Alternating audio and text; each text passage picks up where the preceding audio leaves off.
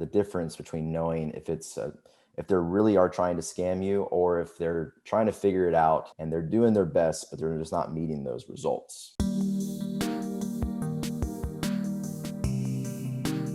Welcome back to the Career Therapy Podcast. My name is Martin McGovern, and today we have a special guest with us, Nathan Garrett. Nathan is the Marketing Director at Blade Marketing LLC. Nate, thanks for joining us this morning. Yeah, man. Thanks for having me. It's good to be here. Absolutely. I'm excited to get into the conversation today and talk to you a little bit about your experiences in entrepreneurship, in freelancing, your work. You've gone through boot camps. You've had quite a history. So let's kick this off with the most infamous interview question. Nate, tell us about yourself. Yeah, thank you. Yeah, so Nathan Garrett, I am the Marketing Director at Blade Marketing. And so what we primarily do there is we help other marketing agencies generate book calls for their agency and help them close deals so that we can always bring in more revenue. Nice. And when you're going in doing the day-to-day, what does it look like to be a director of marketing?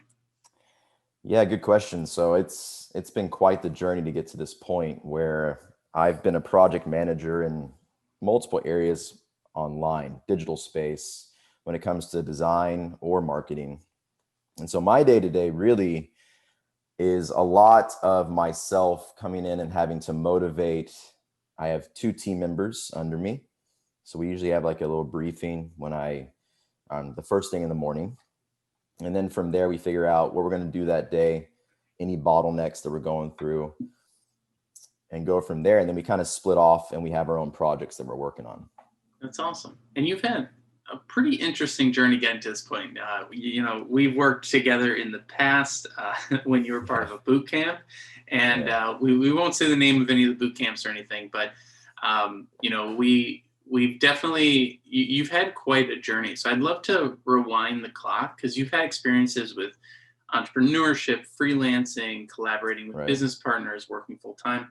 So I'd love for you to just sort of give us the high level view of how you perceive your career. Okay. And then we can maybe zoom in on certain areas that I think might be really interesting for the audience. Yeah, for sure. There's been a lot of areas I've been in. Well, just a high-level overview of my journey to how I got here. I started in school as an accounting major, so I was in business. I did that, graduated. Didn't really want to go into the real world at that time. I think I was just young, and I wasn't sure how that would be for myself. So I went from there and I started my own tutoring business where I tutored other accounting students, and that kind of just took off. But as you know, right, with any consultant, you only have so much time, right? And either you charge a lot for your hour or you have to scale up somehow to make more money, basically bring in more revenue. So I started recording these videos of accounting lectures, helping students with their tests. And that actually led me into where I am today because I had to figure out how to market that platform where I was teaching and having videos, that type of thing. So that's how I got into digital marketing, which I went in from there. So entrepreneur, right? Kind of jumping around a little bit. From there, I got really excited about owning my own marketing agency. Did that for a little bit, which was very challenging. Why did you want to make that switch to owning your own marketing agency? So, I mean, it's a pretty interesting switch from accounting to marketing. And what is fun about being an entrepreneur is you get to taste everything. So if you've ever wanted to have a crash course in all the different types of jobs that exist in the world, being an entrepreneur is the way to do it. But what was that? What did that look like for you? Why that change? What drew you to the marketing world?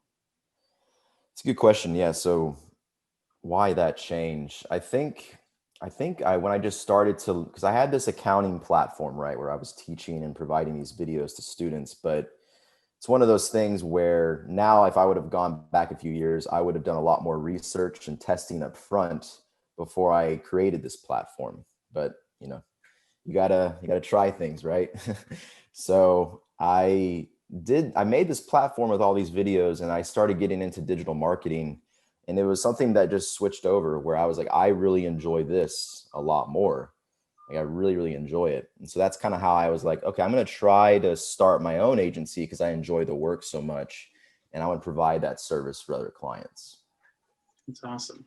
And when you got to the marketing side of things, what did you enjoy most about marketing? Like what do you feel is sometimes, because I have a marketing background and I'm a marketer for my business, but it's different than being a marketer, if that makes sense. And so Right. I'm curious, what are some of the things that, I can be sometimes a little cynical on the live stream about marketing, but it is essential and it is necessary for any business. And hell, this podcast is marketing, so obviously I'm not against it.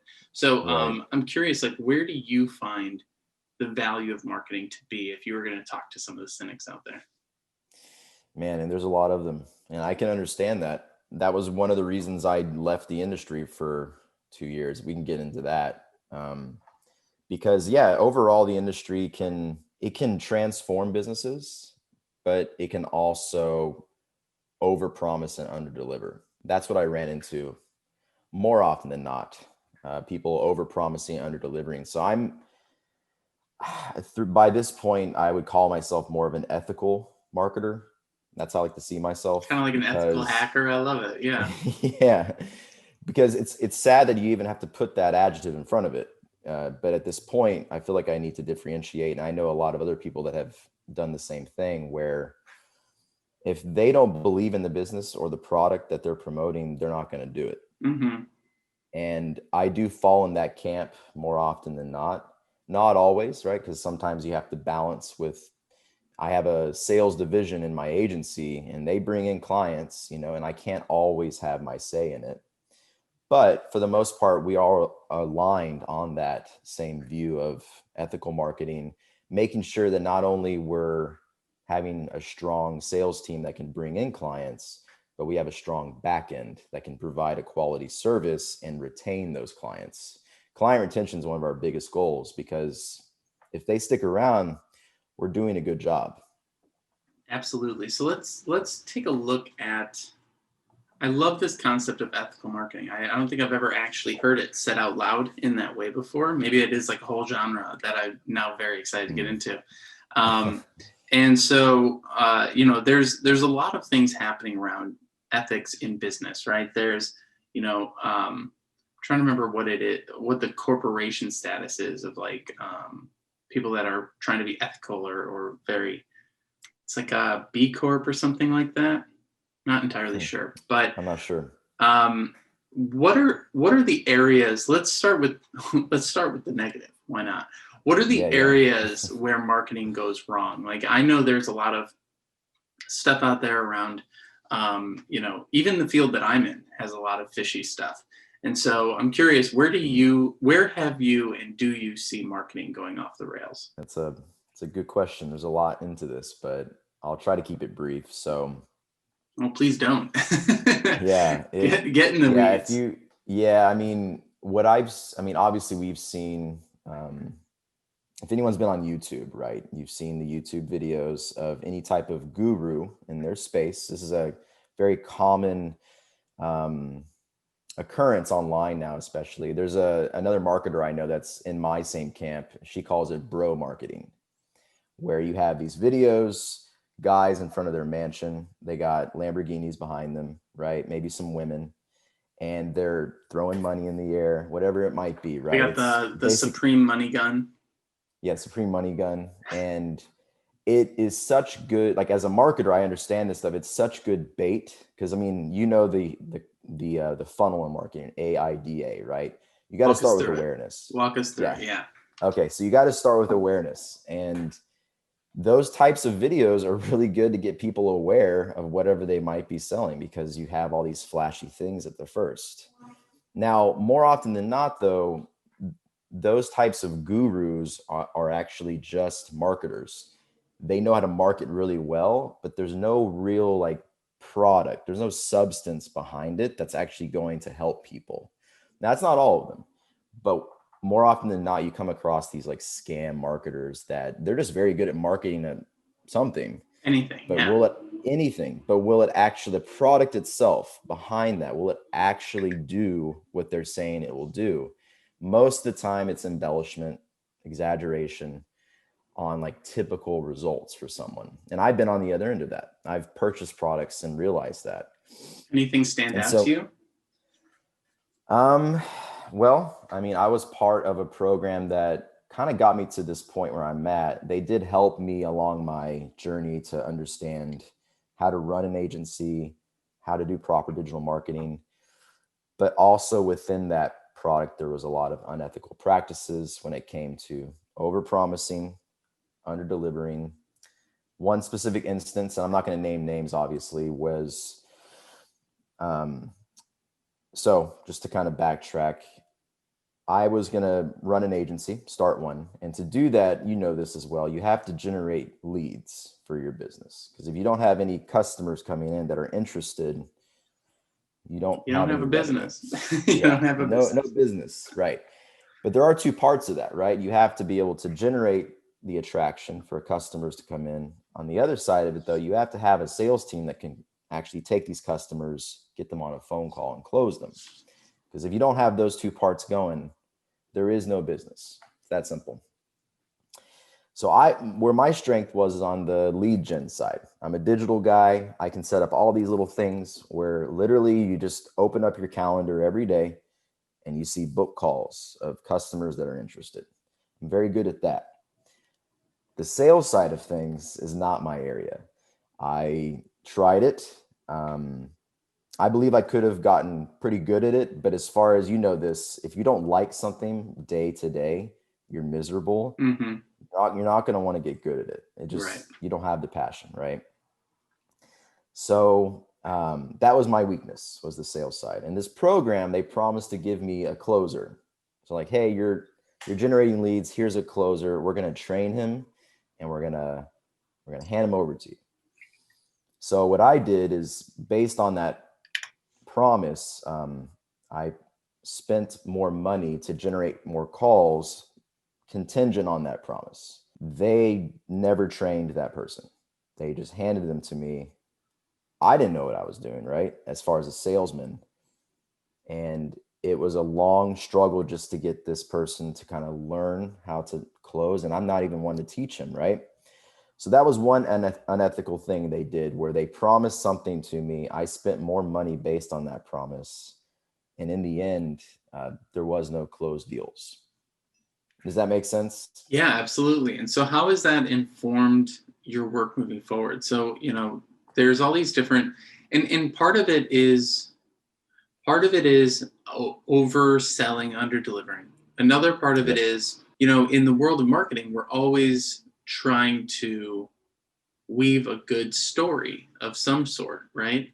And you know, there's kind of a fine line between people who are trying to provide really good services and just not doing a good job, and people actively manipulating to maximize a return on a crummy product.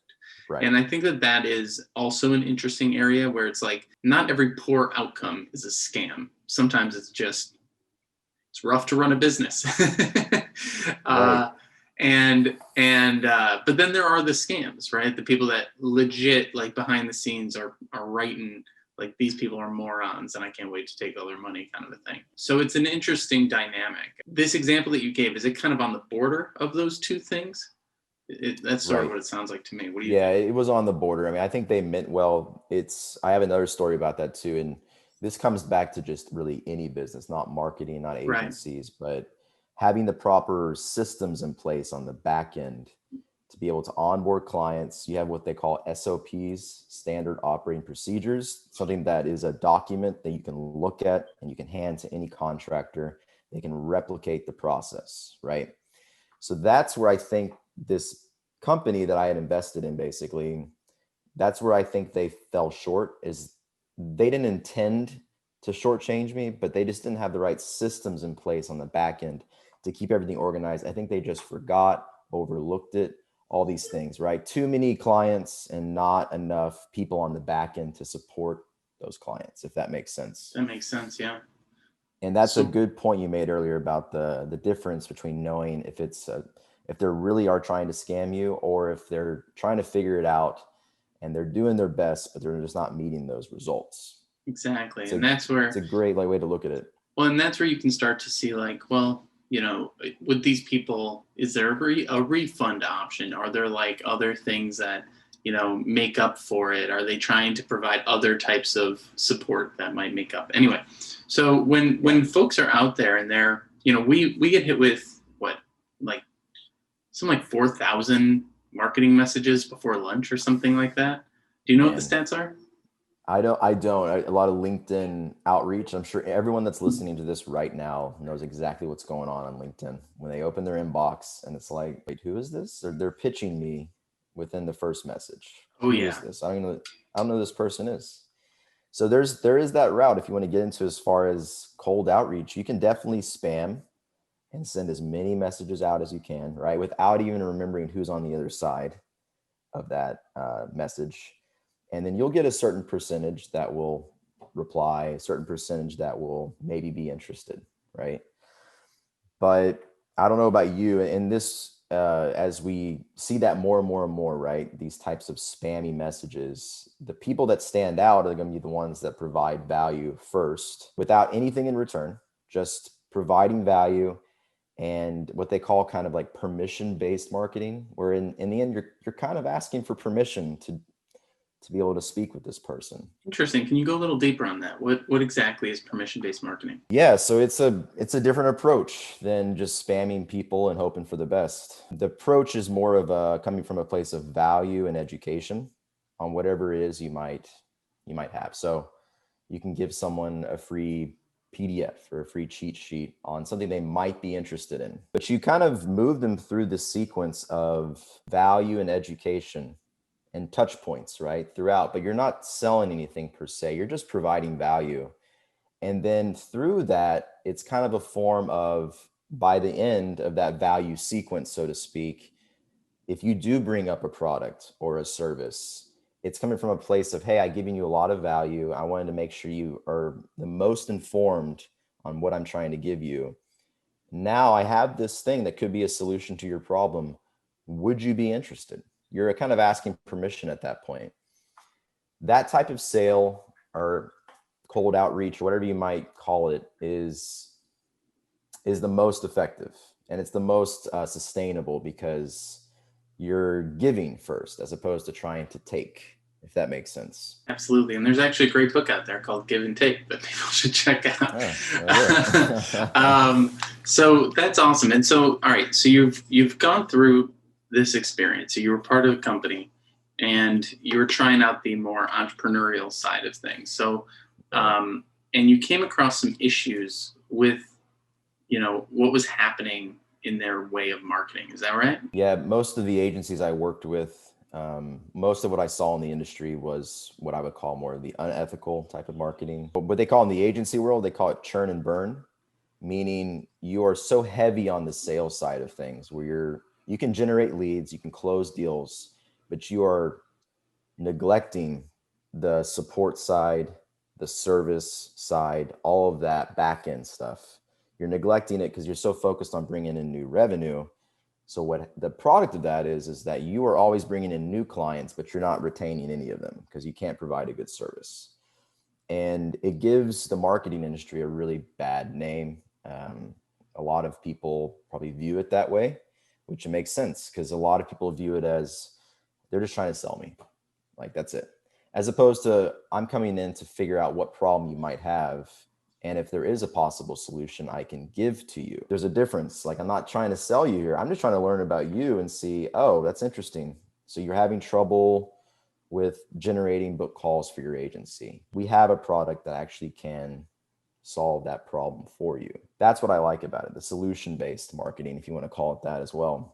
Yeah, I like that a lot. And one of the unfortunate realities is just the numbers game, right? If you're doing a solutions-based approach, you're really targeting people. You're really building connections with people. Your numbers are lower. Your numbers of outreach are lower. So fewer people get that good kind of marketing. Whereas if you're doing mass marketing, if you're doing spammy marketing, you're hitting everyone. So everyone has had experience with spammy marketing. but not everyone has had experience with this like more hands-on tailored approach that's a little bit more personal. And that's an unfortunate reality of just how numbers and these things work. It's across all businesses. Like agencies, we call it churn and burn. I mean, other businesses, if whatever their product or service is, it's the same style. They'll just sell. And like you said, experience, right? You're not remembering the user experience of it. It is user experience at the end of the day, understanding who your prospect is and what their actual needs are. I don't want to give you a solution to something that's not a problem you're having. It just makes no sense. It's incongruent. I appreciate you sharing this with us, because I think there's, being a marketer as well, and I've talked about this on the live stream quite a bit. I worked in credit cards in my first marketing job. And, if you use a credit card correctly, AKA you pay it off every month and you just collect your rewards, it can actually have some slight benefits. I'm sure people would argue with that you spend more because you have plastic and all that kind of stuff. So it might even eat its own margin. But it was one of those fields where, I started having some ethical questions as well of like how, we do better when you do worse. That's kind of the idea that went through my head. Yeah. And I made a conscious effort to change from that work. And again, I don't want to like demonize people that I've worked with or anything. Like there are benefits to credit cards and I'm not totally tossing them in the trash. I use them still. But what I'm saying is like, for me, it was a partially ethical decision to move into something else. And I went into advertising. And I appreciate you sharing your story here because especially in the marketing world, people tend to get into it thinking it's Mad Men. They get into it thinking it's like art. They get into it with their favorite commercial in mind.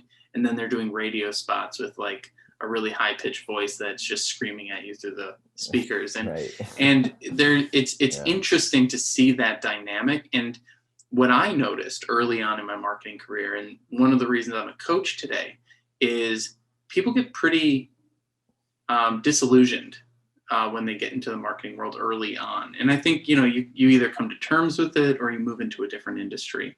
And what I found is a lot of people would like, I don't know why, maybe I just have a trustworthy face or whatever, or maybe I'm just non-judgmental. I don't know.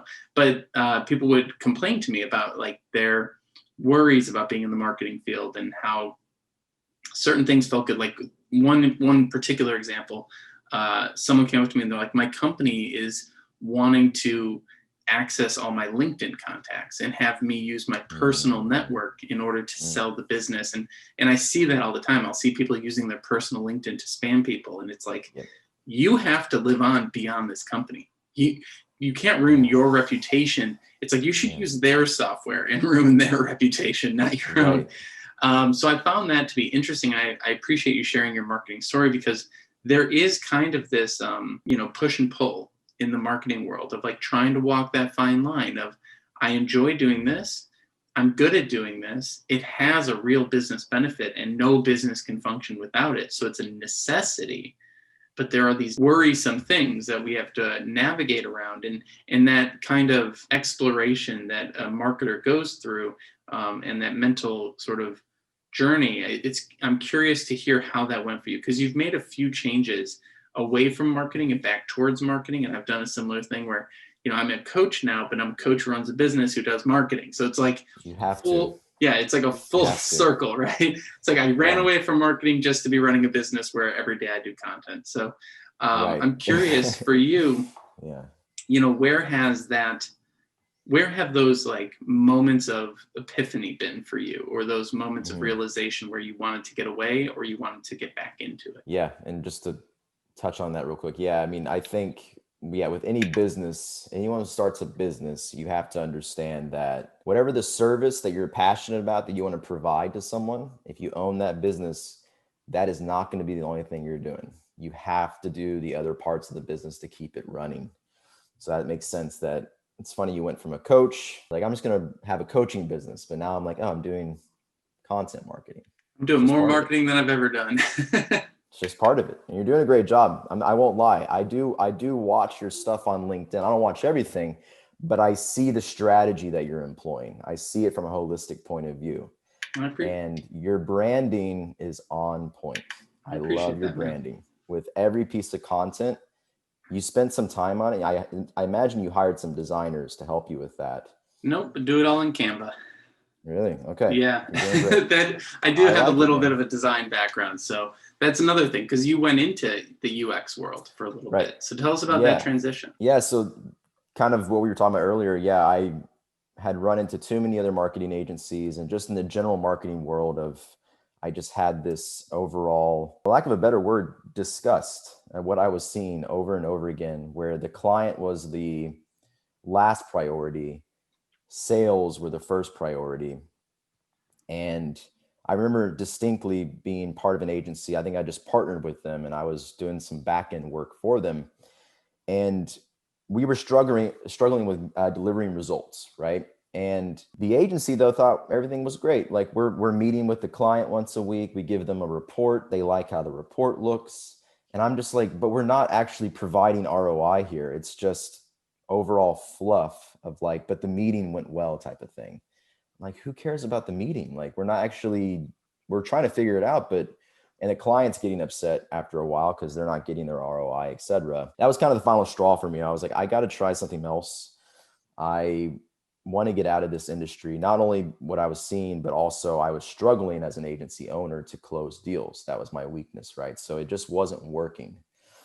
But I like tech, I like software, and I looked into user experience design because I know there was a lot of overlap between digital marketing and that. I was like, this could be it's a hot career field. I could go into it, and I could provide meaningful work, right, as a UX designer. And so that was kind of the catalyst for all of it. I just jumped out of the marketing industry, signed up for a boot camp to go into user experience design, and that's kind of where I met you. And what was it about that, the time that you spent there? Like, what was there anything that was kind of a relief from the marketing world? Was there anything that once you got into that field, you noticed, this has its own issues and things that you had to worry about there? Because, I think anytime we make a change, we always assume it's going to be like, grass is always greener, right? But then once you get into something, there's always more.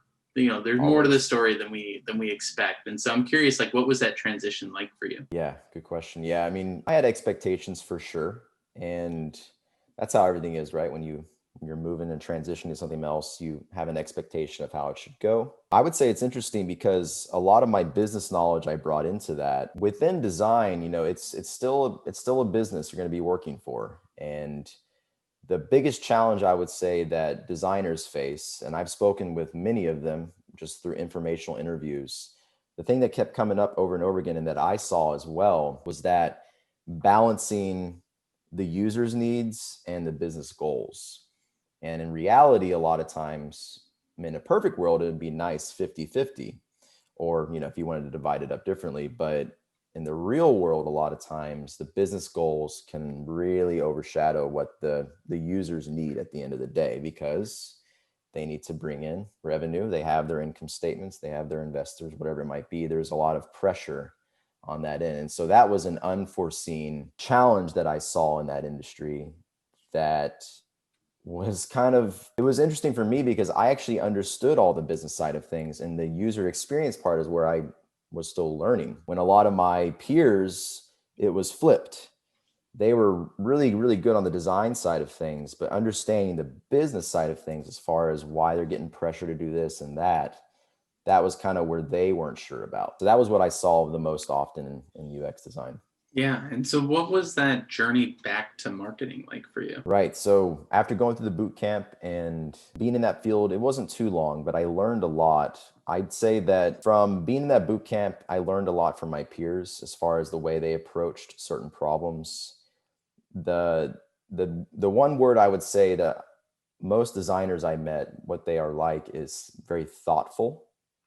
And I had lacked that for a while. I was more aggressive when it came to solving problems, right? But they took a different approach, which is what I learned the most from, because I was able to take that same approach in UX design, understanding the journey of the user and what they're feeling along the way, their different pain points, their needs, really focusing more on them, I took that knowledge and I was able to bring that back into the marketing industry and have a more thoughtful approach to how I conduct my campaigns, knowing that there's always a user on the other end. They're not just some number. You got to remember who they are, what their particular journey is, to still get them from awareness to purchase, but doing it in a more thoughtful way. I really appreciate that, because that is one of the things when I was in that first role doing, credit card marketing. It was all numbers. There were no people, there were no faces, there was no interaction with the user. That was actually one of the reasons I wanted to get into advertising and then eventually into coaching, was because I just kept getting closer to real people and seeing the results of what I was doing. I think, there was this one time I was working on these like postcard mail campaigns. That's how long ago this was. Wow.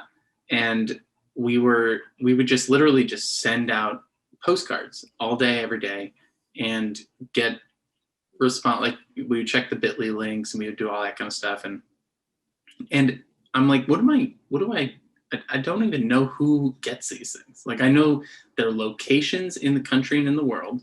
And then I see a spreadsheet and a pivot table that I'm messing with. And then I just send more of the things. I'm like, I really have no idea who is on the other side of this, or what they look like, or what their lives are like.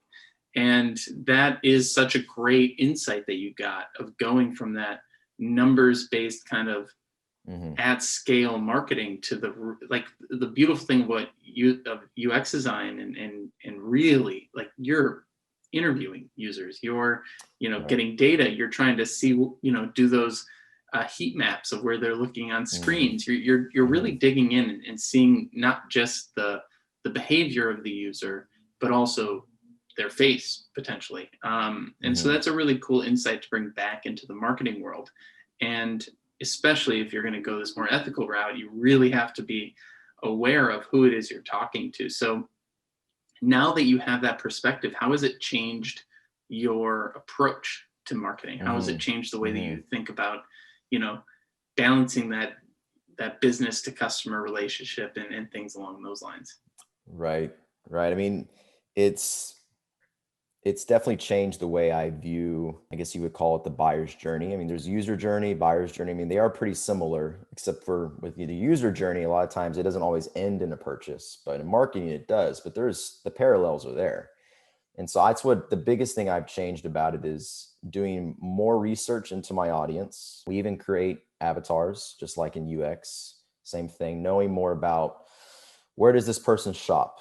What are their main pain points, their needs, their desires? Do they have a family? All these different points along the way to better craft who my message is going out to. I've dug way more into that side of things since I've come back to the industry, trying to understand my buyer more, and then crafting my entire campaign after I do that part first. So it's a lot of research up front, understanding how to get them from awareness to purchase, and making sure along the way, that it's not just one full stage. I mean, they go through multiple stages before they actually want to buy or book a call, whatever it might be. And so I would say that's the biggest thing that's changed, is my research heavy focus and having better empathy for who's on the other end. Because I'm not going to just send out mass emails or mass marketing. I do a lot of Facebook advertising.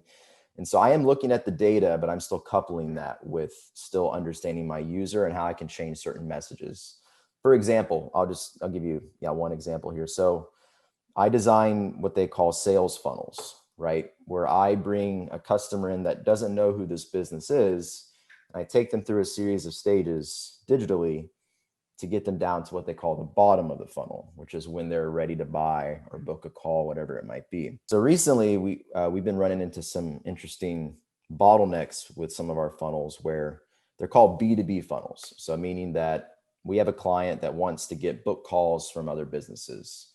So we bring these other businesses through a funnel to book a call with that client. And one of the stages in the funnel is where they have to fill out an application to see if they qualify for this program or service. And the really interesting thing I've been seeing lately across multiple funnels is people will go in and they'll fill out an entire application, sometimes up to 10 questions about who they are, if they qualify financially, et cetera, why they want to be part of the program. And they'll get to after they're done with the application, they'll get to another page where they can schedule a call to learn more about the program. And for some reason, we were having a drop-off rate where people would apply, but then not book. I was just like, you guys are going through this entire process as you get to the end and you just can't select the date. Like, why not? And I did a little research on it and some testing. And I found that the reason why is because a lot of them didn't know what the call was really for. They would get done with an application, but not really know, like, why am I getting on the phone? What's the reasoning behind it? It would just be a scheduler, but no reason. So what I did is I had my sales guy go in and create a quick 30-second video. Hey, congratulations. You made it through the application. Really excited to speak with you. On this call, we're going to discuss this, this, and this, all benefit focused, right, for them. And just quickly book a time below, and I'm look forward to speaking with you. So he introduce himself, say what the call is about, the program, and kind of just move them toward that call. Once we implemented that, I mean, our booking rate went up dramatically. Wow.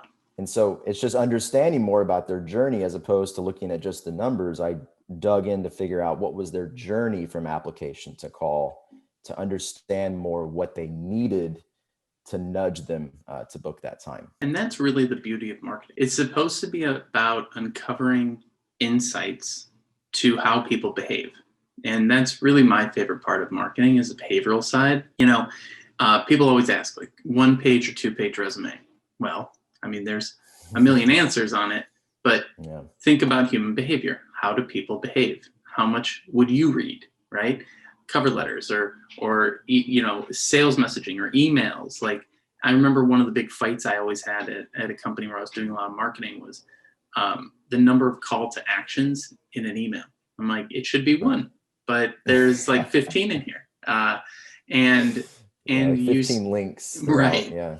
Exactly. So much. And that really, at the end of the day, in my mind, is the true value of marketing. It's people who are on their best days providing value, simplifying things, and providing more context for people to make decisions.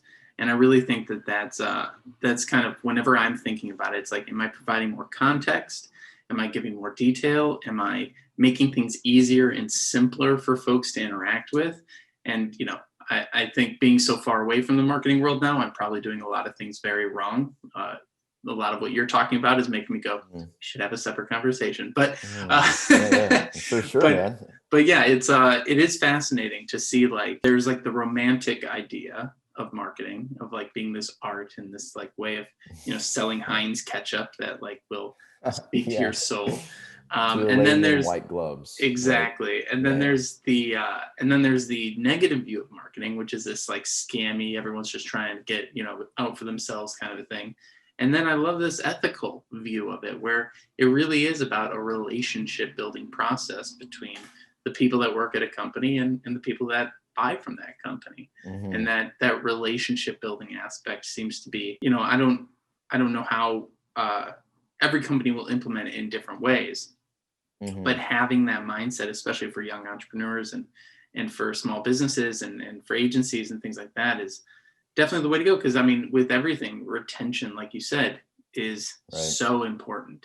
And if there was something that you could go back and do differently, if you were to look back at all the moves in your career, what would be something that you would go back and do differently with what you know now? What I know now, man, it's a really good question.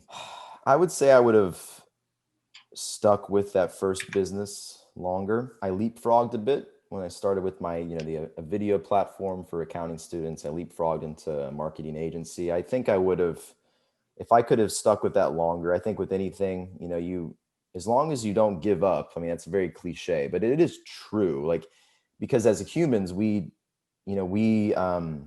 try new things. We get feedback from that, and hopefully we improve. That's the idea. So that's kind of how really anything works. And they say, don't give up, which doesn't resonate with me as much, but I know what the meaning behind that is. Because if you do give up, you no longer have data points. You no longer have feedback. You can't keep iterating to improve. That's kind of the idea. And so that's what I would have done differently, is stuck with that first business and just kept trying new things, because I know eventually it would have clicked and I would have had like a more, I guess, successful subscription platform. That's kind of what I was going for. But it was very challenging, that business.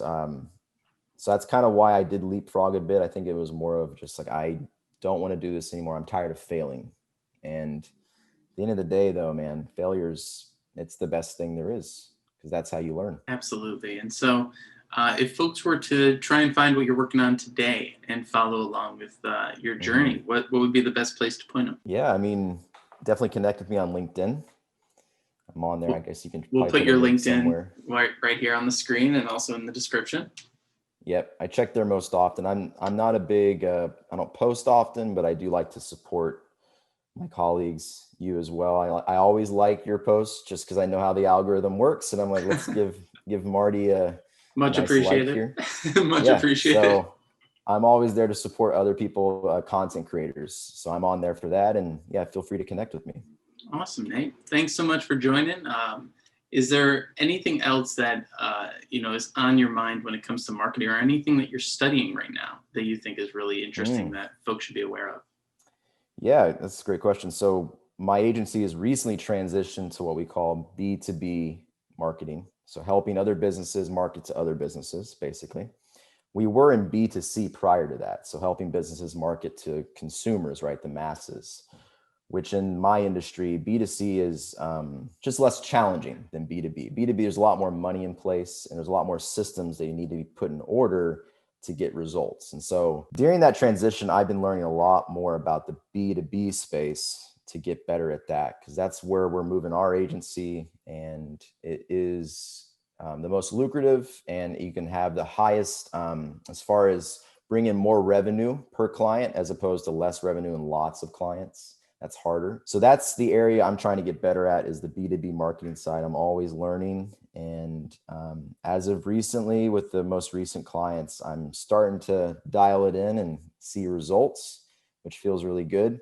But that's been the biggest challenge. So I'm going to keep trying to get better at it. I love it, man. Well, thanks for joining us today. Good luck in all your endeavors. And I appreciate you sharing us a little bit more of an insight into the marketing world. It's a fascinating field. It's necessary for even individuals now going through the job search, and that's a totally different area that we can touch on in the future.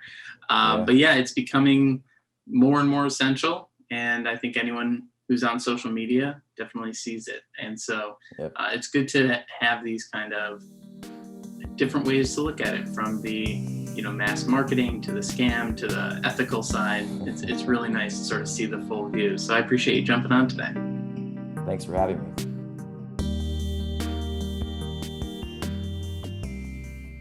Thanks so much for stopping by this episode of the Career Therapy Podcast. It's been a pleasure having you. And if you're curious about what we do here at Career Therapy, head on over to www.careertherapy.com to see all of our coaching options, resources, and links to other things we got going on. If you would like to share your story on this podcast, something that you've gone through, a transition you've experienced in your career, whether it's getting a job after college, or going through a layoff, or getting back into the workforce after raising your family, we would love to hear from you. Head over to linkedin.com/in/Martin McGovern and shoot me a DM. Let me know what's going on, and I'd really like to share your story with the world. What we're trying to do here is really normalize the emotional side of the job search, because we all go through it. We all have tough times in our careers, and sharing these stories really helps people feel less alone and feel more empowered to take their career back into their own hands and make something of it. So thank you again for stopping by. If you'd like to leave a like or a comment, subscribe or share, or leave us a review on iTunes, and I think maybe even Spotify, we'd really appreciate it. Best of luck to you in all of your career endeavors, and I'll see you on the next episode. Cheers.